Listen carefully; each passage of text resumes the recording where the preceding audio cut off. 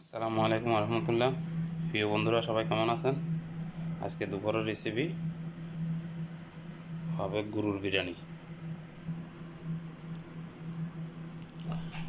Hello everyone, আসসালামু আলাইকুম রহমতুল্লাহ।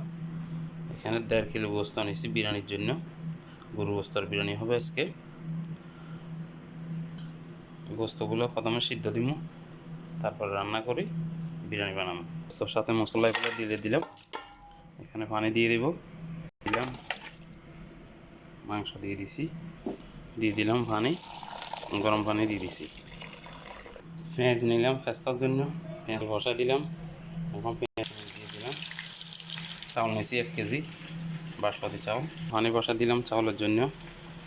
তেজপাতা দিলাম, এলাচি দিলাম 4টা, একটা স্টার দিলাম, কয়টা গোলমরিচ, পরে পাতা, কাঁচামরিচ, লবণ দিয়েছি 3 চামচ, কারণ মারগুলো ফেলাই দিব ওই জন্য। কিছু আলু আর গাজর নিয়েছি ছোটো ছোটো করে পিস, এগুলো ফ্রাই করবো।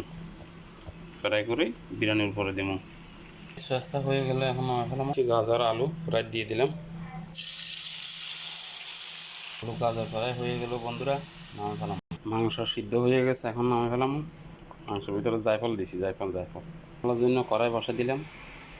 এমা আলমিয়া দিয়ে কি আলমারিয়া দিয়ে দিলাম। পেঁয়াজ কুচি, চাউলের পানি উঠে গেছে, এখন চাউল দিয়ে দিলাম। শুকনো লেবু দিয়ে দিচ্ছি, তো লবণ, পাউডার দিয়ে দিলাম, জিরা পাউডার আধা চামচ, পাউডার দিয়ে দিলাম আধা চামচ থেকে কম, চিনি পাউডার দিয়ে দিলাম, ডালচিনি পাউডার আধা চামচ থেকে কম, পাউডার দিয়ে দিলাম ছোটো 1 চামচ, পাউডার 1 চামচ, হলুদের গুঁড়ি দিলাম, শাহি বিরিয়ানি মশলা পাউডার ফ্রেশ দিয়ে দিলাম 1 চামচ, দিলাম একটু পানি দিয়ে দিছি, গোলমরিচ দিয়ে দিলাম, কাঁচা কাঁচামরিচ দিয়ে দিলাম, চাল দিয়ে দিলাম। বন্ধুরা, সুন্দর একটা কালার আসছে, এখন দিয়ে দিলাম ধনিয়া পাতা। সুন্দর একটা ফ্লেভার আসতেছে, অসাধারণ হয়েছে মাশাআল্লাহ, খুব সুন্দর হয়েছে। ভাত এখানে আছে, এখন গোস্ত ডালি দিব। এখন মাংসগুলো ডালি দিলাম উপর দিই, আবার উপরে ভাত দিব অর্ধেক অর্ধেক ডালি দিছি এখন উপরে।